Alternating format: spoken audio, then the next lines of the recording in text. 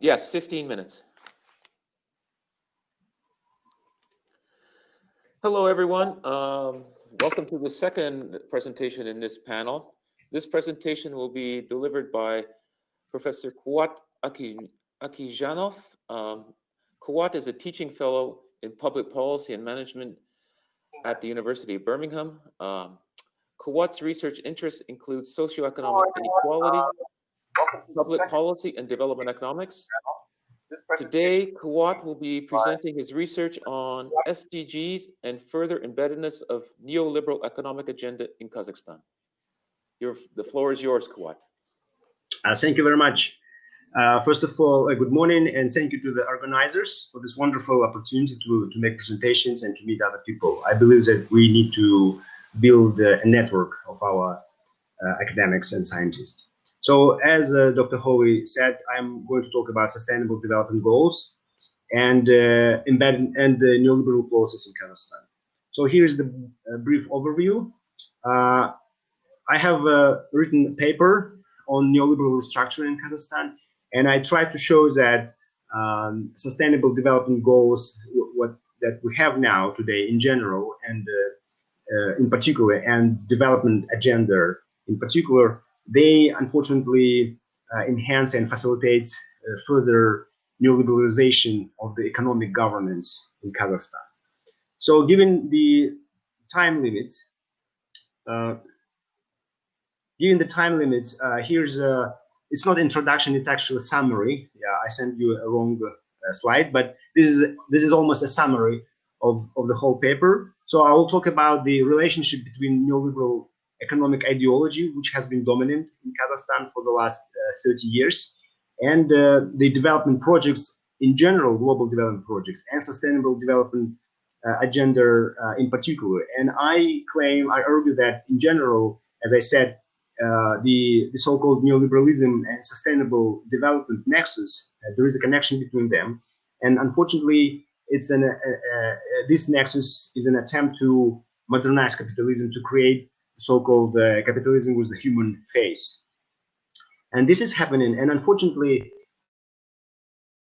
this attempt will try to persuade us that it is possible to build a green economy in countries like Kazakhstan, for example, or worldwide.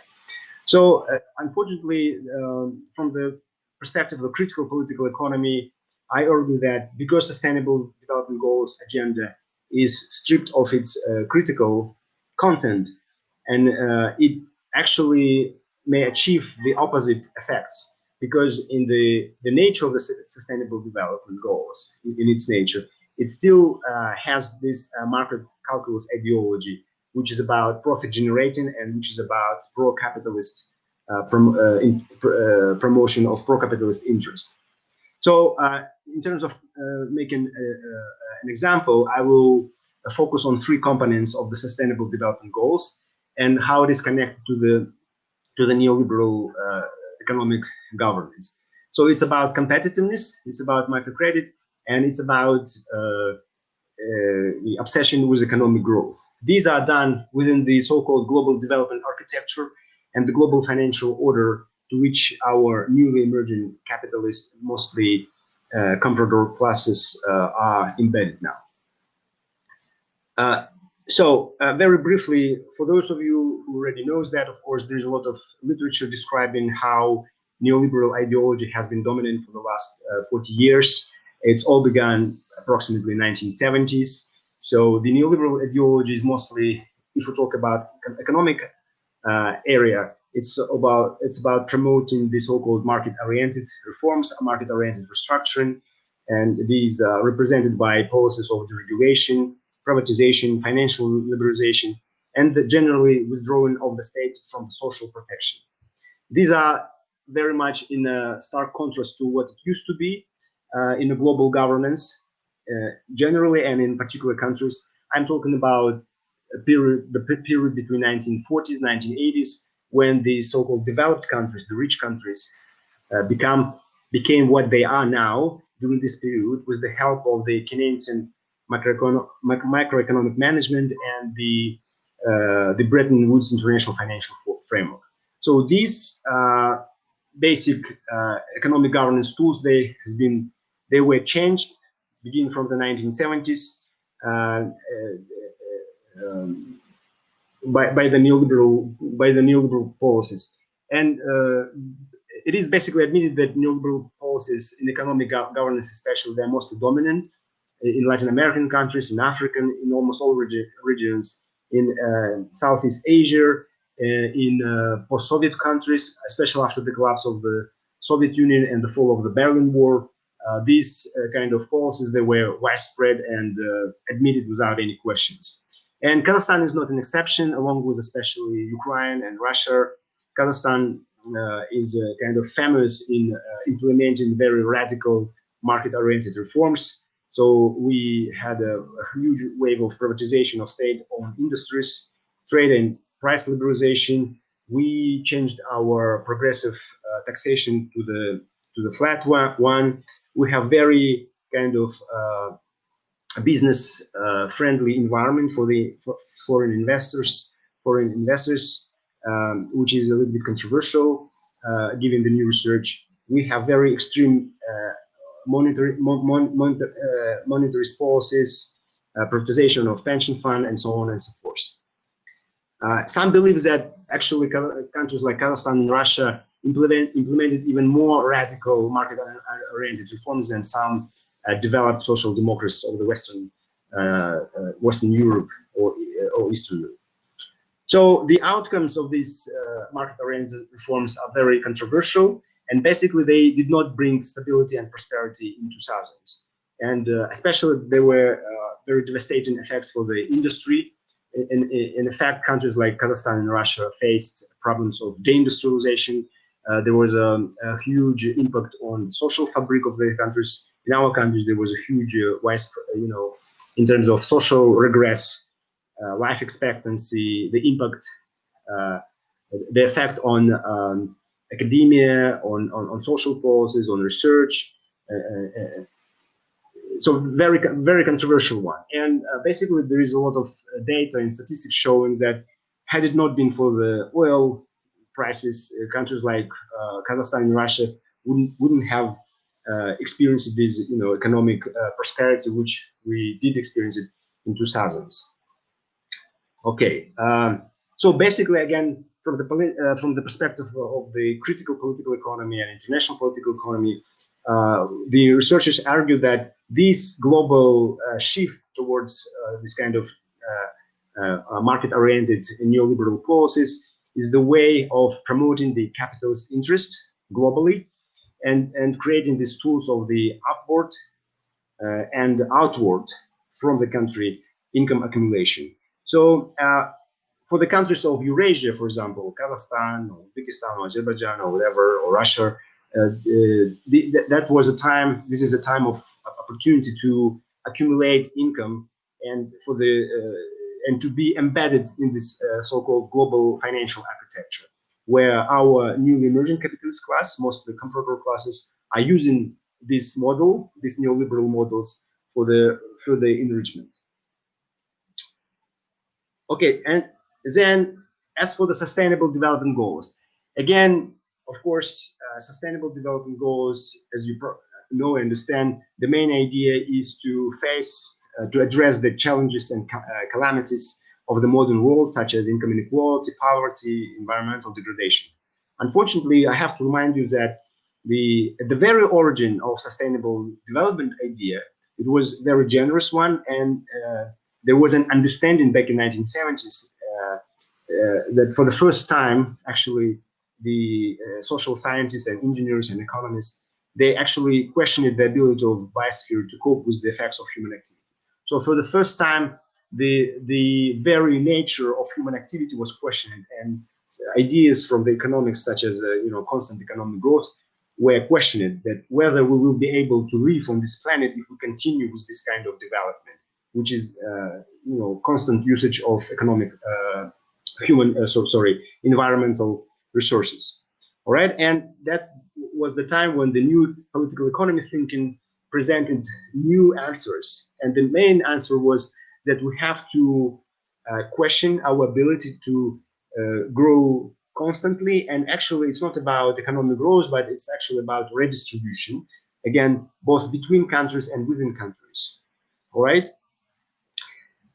Unfortunately, under the pressure of the business-oriented elites and political leaders of both developed and developing countries, which wanted to develop economically, materially, I mean, this critical content of the sustainable development ideas was lost, basically. And by 1980s, 1990s, there was almost no mention of the discourse of the limits and scarcity and the negative relationship between between economic growth and environmental sustainability. All right. Well, of course, because of the time limits, I cannot go into the details how it was made. You know, what was the role of the international financial institutions. But basically, what we have now with neoliberal model is the epitomized knowledge of and experience of neoclassical economic schools, which for decades have been promoting economic growth as the only answer to fight poverty, for example.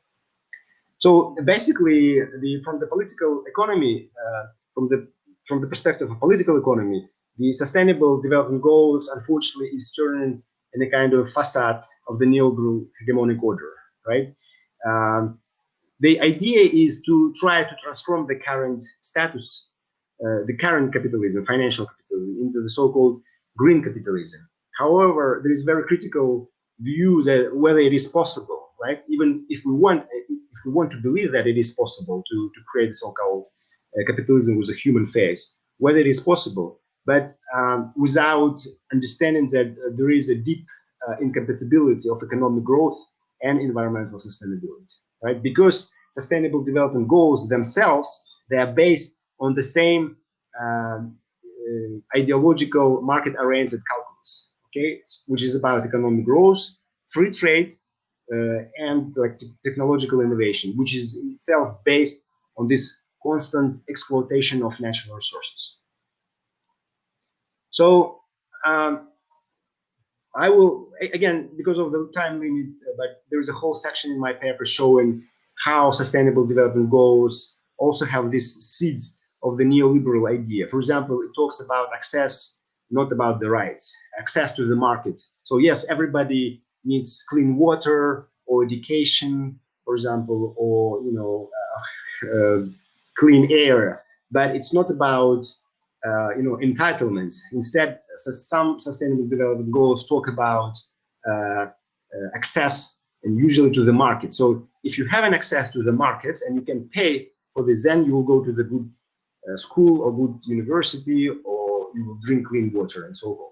And this is on the global level. So as for the Kazakhstan, as we promised, I will focus on three components of the global development architecture in general, and which are consonant with the Sustainable Development Goals agenda.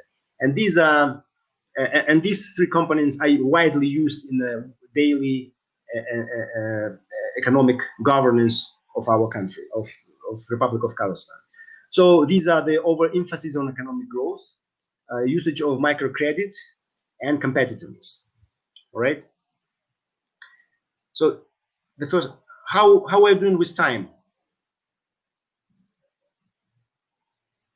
Okay, I can see. Okay, overemphasis on economic growth. Well, it's not without any question, without any doubts, that we, for the last 30 years, right from the beginning, from the 1991, when Kazakhstan regained its independence, that most of the efforts generally in economic policy was about growth, and that growth will be led by export of natural resources. So though our policymakers had known and had been warned about all these challenges of the resource curse and Dutch disease and so on and so forth, anyway, without question, even though there were some talks about reindustrialization and building innovative economy and green economy, the main focus was on exporting more and more natural commodities, right? And so, but the very idea of sustainable development, is not about the very idea of sustainable development is about trying to build the economy which is based on innovation, right, and knowledge, and so on and so forth.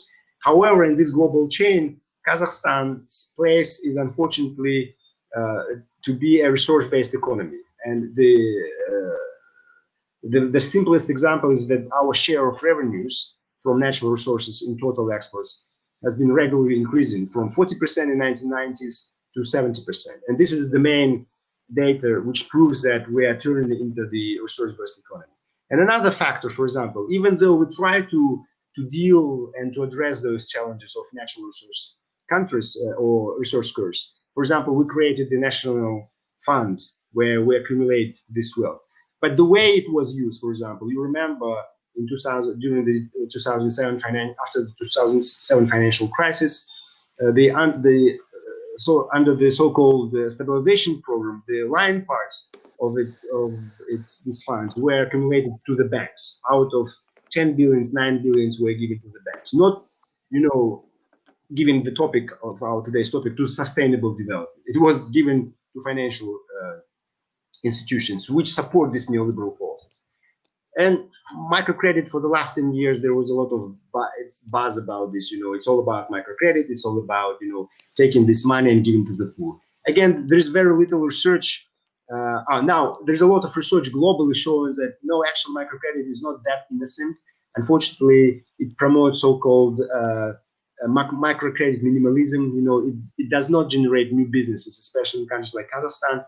There's no data showing that new businesses were created.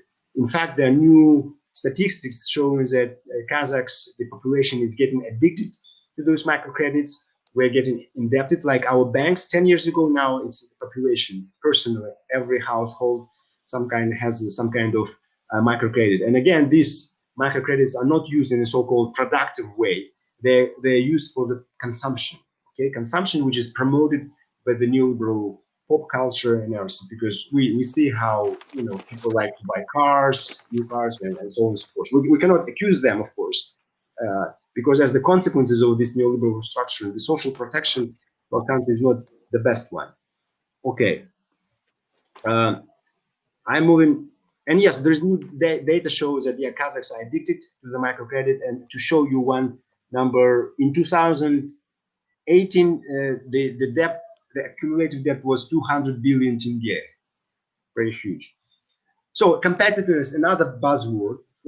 Beginning from 2005, it becomes almost upgraded. This idea was upgraded on the level of almost the state ideology that, okay, let's build a competitive economy. And there is little, discussion that idea of the competitive advantages came from the idea of comparative advantage, very neoclassical kind of mainstream idea, where again it's very difficult. If you follow this idea, it's very difficult for the country to actually, in case of Kazakhstan, to breach this chain of being the resource-based economy and to become a knowledge-based economy. So the same it happens competitiveness, and there's little understanding that this idea became so popular in Kazakhstan, not coincidentally during the oil boom. And why? Because during the oil boom, Kazakhstan has grew constantly, and in the definition of the World Economic Forums itself, the competitiveness means the ability of a national economy to achieve sustained high rates of economic growth. Okay, we kind of completed this first part. But the second part is to be able to shift our economy from the first stage. There are only 3 stages. The first stage is a factor-driven economy. The final one is innovation-driven economy. So we are stuck between factor-driven and kind of pre-stage of the second stage. And why? Again, it's because our economic growth is totally based on the export of oil. So there is, incompatibility. There is very controversial. The very idea of trying to be competitive and then relying on the export of commodities is very controversial. Let alone it's not about sustainable development. Okay, so be quick, please. Yeah, very quickly. Conclusion is that there is a need in Kazakhstan to reconsider and change and kind of radically reconsider this the economic governance which is practiced in Kazakhstan. Thank you very much. I will be glad to answer your questions. Okay, and again, we'll answer the questions after all 4 speakers are spoken. So we're going to go to the next room right now. Okay, thank you.